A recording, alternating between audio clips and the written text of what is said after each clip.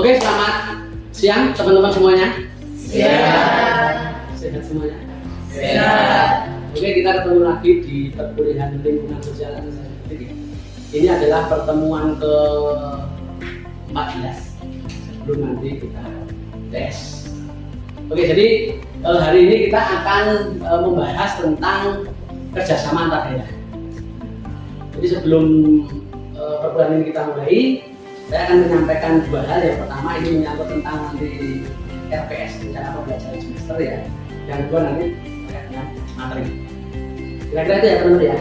Oke, jadi yang pertama langsung saja saya akan menyampaikan menyangkut tentang RPS mata kuliah lingkungan sosial administrasi publik ya. Lingkungan sosial administrasi publik. Capaian pembelajaran dari perkuliahan ini ada tiga. Yang pertama adalah mengembangkan pemikiran logis, kritis, sistematis, dan kreatif dalam melakukan pekerjaan dan pengambilan keputusan yang spesifik bidang keahlian serta sesuai dengan standar kompetensi kerja. Ini tentang pengetahuan. Yang kedua adalah menguasai konsep serta metode penelitian administrasi publik dengan menggunakan beragam metode terbaru dan contoh aplikasinya. Dan yang ketiga adalah memiliki pengalaman praktis, praktek lapangan dalam pelayanan publik, khususnya nanti dalam konteks pengelolaan sektor publik. Ya. Nah, tiga capaian pembelajaran ini adalah yang dimandatkan, yang diamanatkan oleh prodi kepada mata kuliah lingkungan sosial administrasi publik ini. Harapannya teman-teman bisa memiliki capaian pembelajaran seperti yang kita sampaikan. Nah, terus selanjutnya CPMK-nya apa?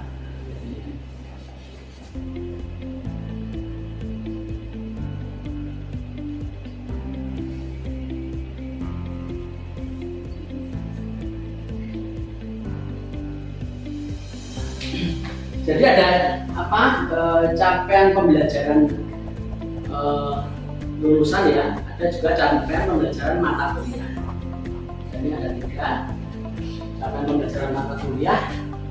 Ini ada mahasiswa mampu memahami ruang lingkup dinamika tata kelola lingkungan sosial tata kelola terus yang kedua CPMK yang kedua capaian pembelajaran mata kuliah dan mahasiswa mampu menganalisis masalah lingkungan sosial sektor publik. Terus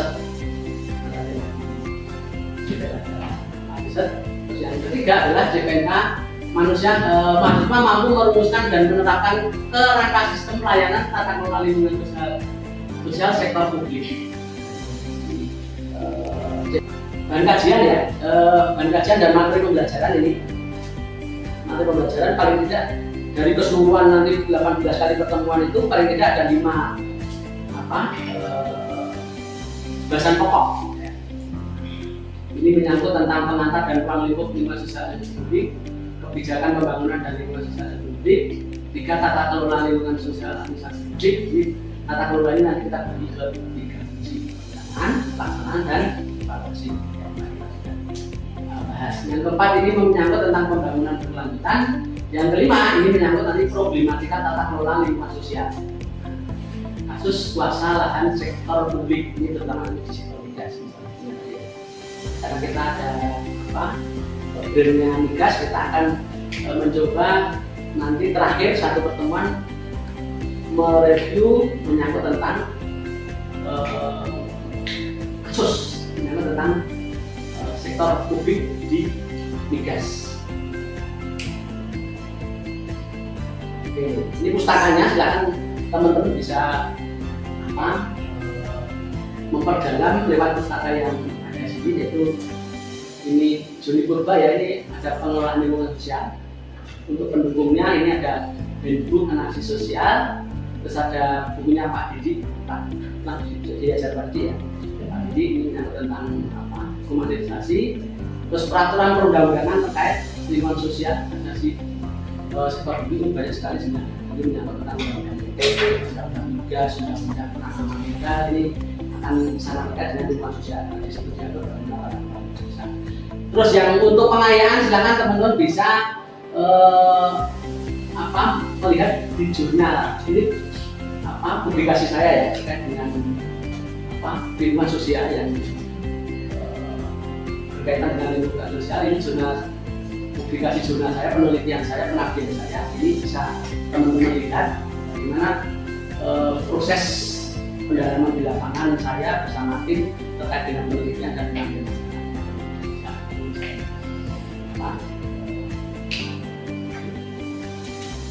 Lihat.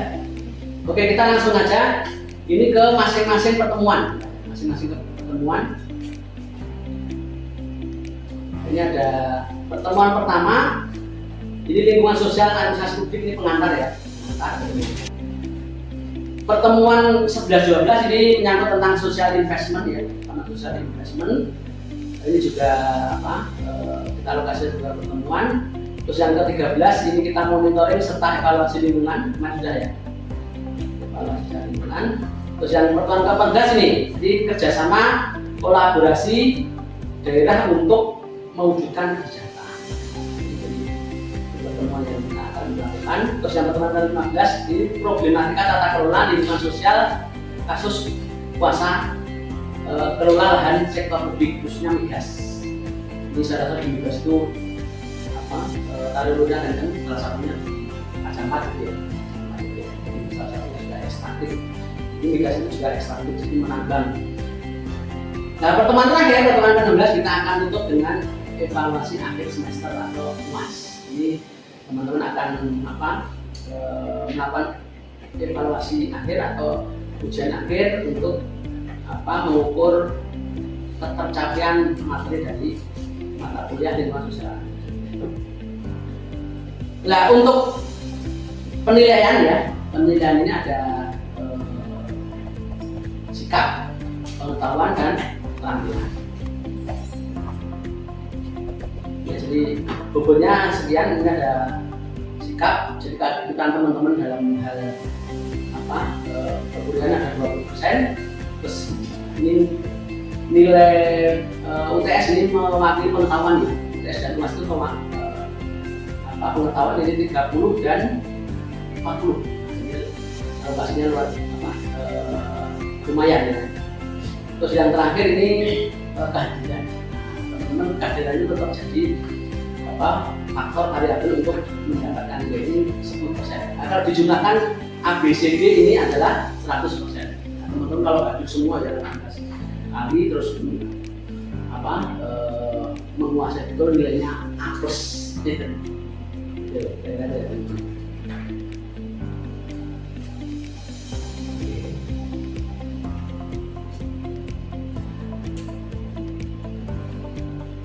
Jadi itu teman-teman dari rencana pembelajaran yang akan kita lalui bersama. Jadi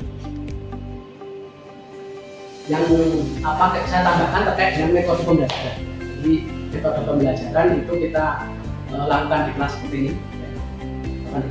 Yang kedua, penugasan seperti kemarin, misalkan teman-teman kemarin sudah merangkum atau membuat ini ya, mengenai masalah ya, mencari persoalan, mengidentifikasi persoalan, mendiagnosis persoalan di lapangan, terus teman-teman kumpulkan. Sudah ya kan? Di lapangan. Jadi tidak kita. Yang ketiga mungkin kita juga nanti studi lapangan kalau nanti waktunya memungkinkan. Kita bisa nanti studi lapangan di mana misalkan ada sektor publik, ada perusahaan atau mungkin instansi pemerintah yang itu nanti bisa kita lihat lebih dekat, misalnya masalahnya apa, terus nanti program tanggung jawab sosialnya seperti apa. Misalkan yang bergerak di sini misalkan apakah perusahaan Aqua ya, atau Angkasa Pura atau nanti di pemerintah daerah desa bisa nanti kita lakukan.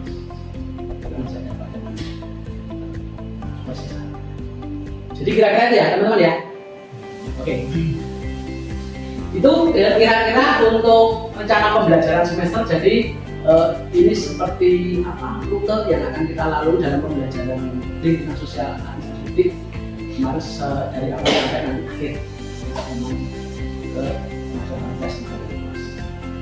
Itu yang pertama ya terkait dengan RPS. Terus yang kedua akan kita mulai menyangkut tentang materi yang ada pertemuan 14 menyangkut tentang kerjasama daerah sebagai kolaborasi sosial untuk kesejahteraan masyarakat. ini saya rasa ini menjadi sesuatu yang sangat strategis, maha penting ya, karena sekarang itu kalau nggak kolaborasi itu kayaknya kurang afdol gitu ya toh. Contohnya sekarang ya, misalkan contohnya ya layanan transportasi Grab, Gojek itu ada kolaborasi, tidak hanya tapi dia didesain sedemikian rupa berkolaborasi bersama dengan berbagai pemangku kepentingan ya, dari mitra, sektor-sektor yang lain itu misalkan menjalankan pembiayaan, bahkan juga jadi ini saya rasa menarik sekali. Nah ini dan juga ini sangat menarik juga karena ini kita berada dalam era otonomi daerah. Tahu otonomi daerah apa? Kata lain desentralisasi. Ya, desentralisasi. Jadi desentralisasi itu lahir dengan Undang-Undang Nomor 22 Tahun 99. Jadi ini euphoria otonomi daerah ya, masing-masing daerah itu kabupaten, kota, provinsi itu sentralisasi kayaknya kok susah. Terus lahirnya di era reformasi itu adalah adanya era otonomi daerah. Era otonomi daerah itu apa? Penyerahan kewenangan kepada daerah, pemerintah lokal, tidak kabupaten. Oke, silakan. Jadi sebelum kita lanjutkan, saya pengen teman-teman memberikan dampak.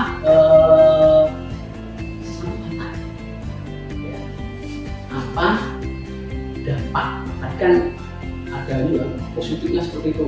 Sekarang ada dampak. Tapi kira-kira sekarang satu kata aja. Ya. Satu kata. Jadi singkat aja. Jadi kira-kira apa dampak negatif atau problematika dari otonomi daerah? Satu saja ditulis di ini ya, di note ini ya. Silahkan. Waktu 1 menit. Silahkan ditulis pakai spidol biar jelas. Dampak negatifnya. Tadi kan kalau positifnya kan tadi ya, semua maju, semua bisa berkembang, kabupaten, kota, provinsi dapat anggaran yang besar ya. Sekarang negatifnya apa sebenarnya otonomi daerah? Kira-kira efek negatifnya ini sebenarnya ada nggak sebenarnya otonomi daerah? Nah, apa itu? Satu aja, nggak usah banyak-banyak. Satu aja. Ya, berapa? Yuk, 1 menit. Ini kira-kira teman-teman dari pandangan teman-teman dari efek dari problematika dari otonomi daerah. Jadi tidak hanya kemajuan daerah, ternyata ada efek sampingnya. Jadi kalau kita minum obat itu ada efek sampingnya. Apa? Ego sektoral. Ego sektoral itu pengen menangnya sendiri, egois, sangat primordialisme. Contohnya pas pemilihan bupati harus putra daerah, kita primordial ya lah. Padahal boleh orang Sleman sini daftar di Papua boleh. Tapi terkadang itu dipersoalkan ya lah. Gua kalau nggak putra daerah nggak boleh. Nah gitu, pilih yang putra daerah itu namanya primordial. Yang kedua, daerah cenderung tertutup ya, karena sudah dapat dulu biasanya dikasih bantuan sedikit ya dari pemerintah pusat, terus sekarang dikasih namanya DAO, duitnya gede lagi ya. Mereka merasa punya dana anggaran yang besar, jadilah daerah kecil. Saya memanfaatkan mengelola dana ini dan sumber daya alam aja bisa hidup ya. Dia cenderung tertutup, jadi nggak mau kerjasama dengan daerah yang dengan tetangga tertutup karena merasa sudah punya kantongan itu banyak. Terus yang ketiga adalah konflik horizontal. Jadi antara daerah tetangga itu ya karena hutan perbatasan gitu kan ada yang terus kemudian di internal sendiri ada konflik horizontal karena sama-sama kuat daerahnya dan konflik. Yang keempat adalah eksploitasi ya. Jadi karena punya tidaknya diberi anggaran, dia diberi kewenangan, jadi mengeksploitasi sumber daya alam yang mereka miliki. Contohnya apa? Raja Ampat ya. Itu mesti ada kontribusi dari pemerintah tempat juga. Karena izin macam-macam ya itu dari pemerintah lokal. Dulu apa dari pusat, tapi sekarang harus sudah izin dari pemerintah daerah lokal. Nah, mereka sudah diberi kewenangan. Bagaimana mereka memberikan izin yang terkadang itu ya tidak mengindahkan kelestarian lingkungan, kelestarian alam.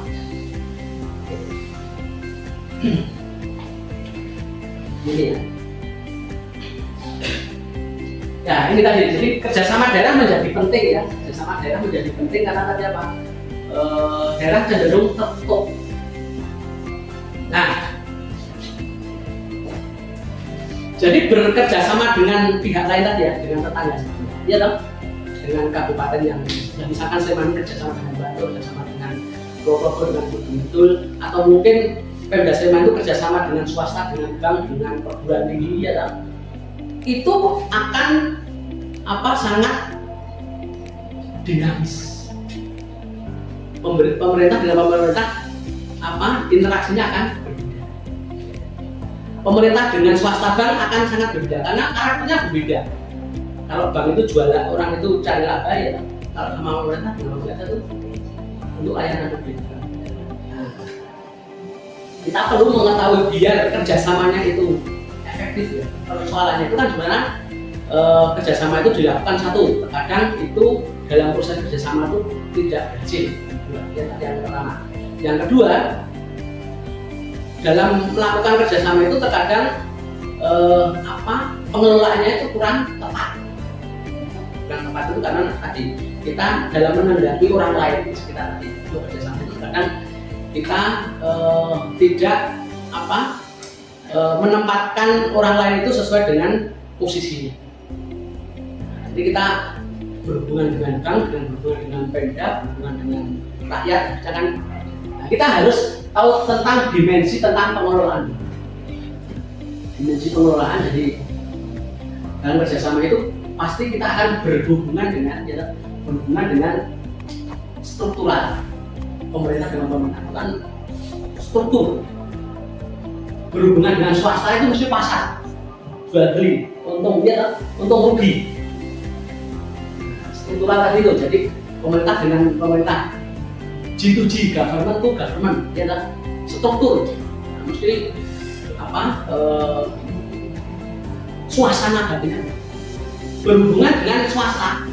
Yang di situ ada pasar, untung rugi, dia aturannya pasti akan berbeda. Berhubungan dengan non struktural, dengan jejaring misalkan dengan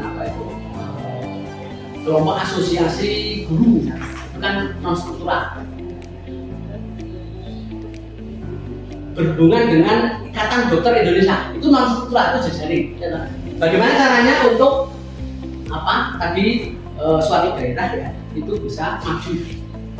Jadi kerjasama itu tujuannya, alamat terakhirnya adalah bagaimana masing-masing daerah itu bisa maju, ya toh, bisa berkembang. Kita harus tahu tentang pertumbuhan ekonomi di suatu daerah. Pertumbuhan ekonomi ya, jadi maju tidaknya itu tergantung dari pertumbuhan ekonomi di suatu daerah. Pertumbuhan ekonomi itu ada faktor-faktornya. Jadi faktor mobile dan faktor non mobile.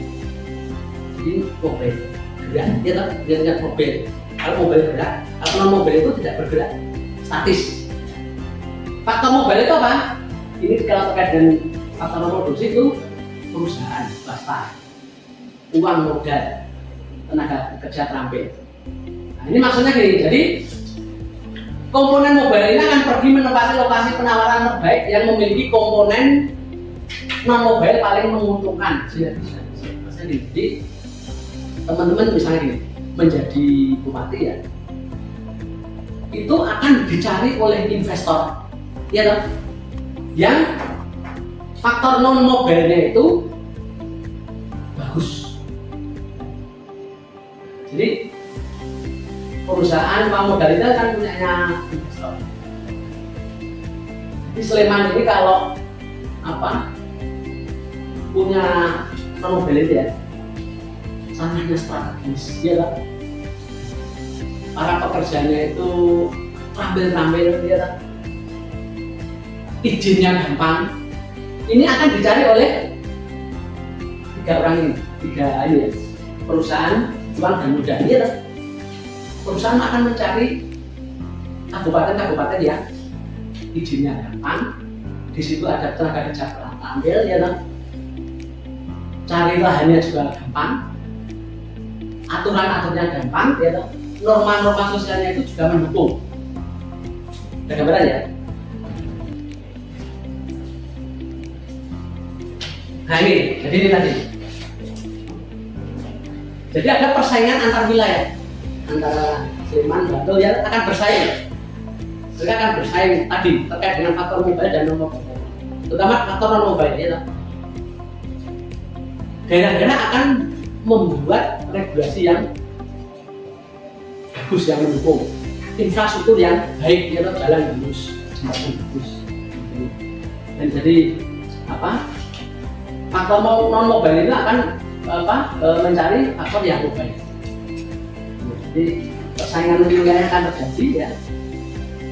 Jadi faktor non mobile akan mencari faktor mobile akan mencari faktor non mobile tadi. Jadi jumlah aja bagus, dulu. Jadi faktor mobile akan mencari. Ini contohnya A dengan B tadi.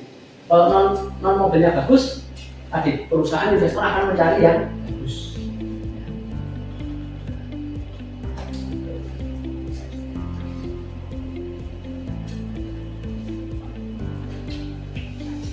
Gimana? Ada komentar?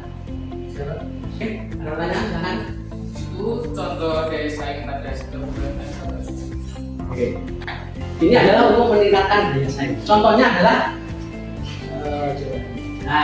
wisata ini ya.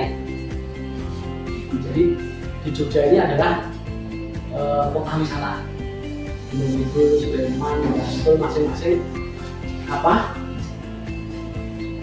akan berkompetisi membangun daya saing tadi. Terkait dengan SDM, meningkatkan pengelola SDM-nya masing-masing daerah. Terus bangun akses transportasi jalan itu.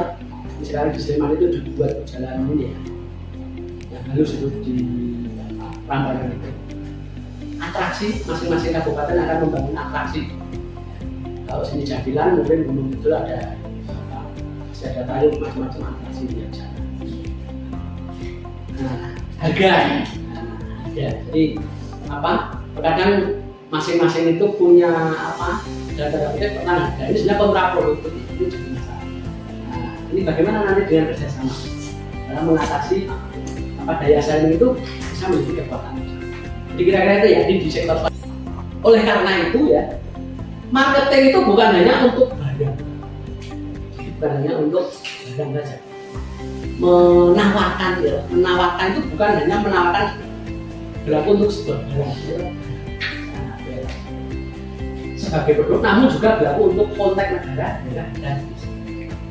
Jadi pemerintah daerah kabupaten kota itu juga harus dipasarkan, harus dipasarkan tadi itu, jangan hanya barang, tapi pemerintah, baik pemerintah pusat, pemerintah daerah, bahkan desa, kan masing-masing punya otoritas ini, harus juga dipasarkan. Apalagi sekarang otonomi daerah, harus dipasarkan. Jadi hidup matinya masing-masing daerah itu akan tergantung dari menawarkan itu, memasarkan, memarketingkan. Jadi tidak hanya marketing itu tidak hanya terkait dengan urusan barang good, tapi juga konteks tata kelola pemerintah. Yang kedua adalah dari tahapan ide, desain, produksi tadi ya, distribusi dan sales tadi. Produksi tadi produksi, terus distribusi itu menawarkan di tahapan mana yang paling menguntungkan ya. Jadi negara dan daerah bersaing menarik 3 faktor mobil tadi dengan memperkuat daya saing tadi. competitiveness. Jadi kekuatan daya saing diwujudkan melalui sinergitas dan potensi yang dimiliki. Sinergitas ini membutuhkan koordinasi dari 3 kata ya, komunikasi, kerjasama, dan apa? Komunikasi, kerjasama, dan apa tadi? Apa? Komunikasi. Itu ya, jadi 3 dimensi penguatan. Jadi intinya gitu. Jadi untuk membangun kemajuan daerah penting tadi menempatkan ada 3 kata: komunikasi, kerjasama, dan koordinasi. Kira ya, menurut ya. Itu kira-kira ada apa? Berbagi informasi ada sharing. Pak, saya ingin menanyakan. Dari tadi apa yang Bapak sudah jelaskan, kira-kira contoh konsep kerjasama antar kabupaten itu apa saja, Pak? Oke, pertanyaan bagus. Jadi dari kerjasama kolaborasi ini kita perlu ada apa? Contoh konkret ya. Kira-kira bentuk kerjasama antar daerah atau kolaborasi ya antar daerah itu kira-kira seperti apa? Jadi kalau bisa kita contohkan itu sebenarnya ada di Jogja aja. Di Jogja itu ada namanya Karto Mantul. Karto Mantul. Ini apa ini? Ini adalah lembaga kerjasama. Ini adalah kerjasama antara Kota Yogyakarta,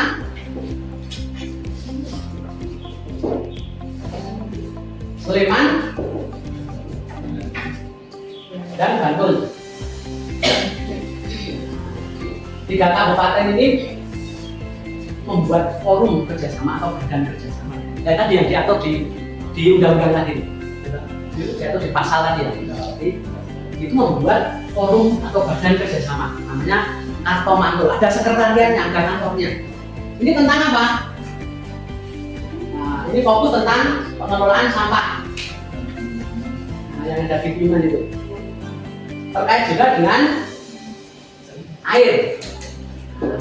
Terkait juga dengan apa? Wisata. Dan yang lain sebagainya. Itu contohnya. Oke, teman-teman sekalian, terakhir kita akan adakan apa? Asesmen lagi ya. Asesmen lagi. Jadi untuk yang terakhir ini coba tulis lagi teman-teman. Oke.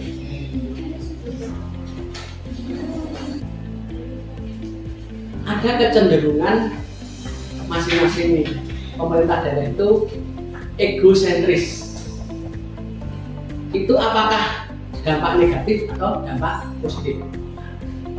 Egosentris itu apa? Ya, silakan di egosentris. Tadi kan ada primordial, ada ini ada apa? Tapi ini egosentris. Ini apakah positif ataukah negatif dalam otonomi daerah? Silakan ditulis tanda aja, plus atau minus. Di positifnya ada 4, berarti negatifnya ada berapa kira? Ada 16. 16 ya, berarti lebih banyak negatif. Iya, Pak. Jadi egosentris itu seperti tadi primordial. Teman-teman sudah ada pemahaman ya berarti ya. Oke. Kira-kira itu teman-teman semuanya perkuliahan pada hari ini ya. Semoga apa materi yang kita sampaikan pada siang hingga sore ini kita bermanfaat dan kita ketemu lagi nanti di pertemuan perkuliahan di masa selanjutnya. Itu terima kasih. Assalamualaikum warahmatullahi wabarakatuh. Waalaikumsalam warahmatullahi wabarakatuh.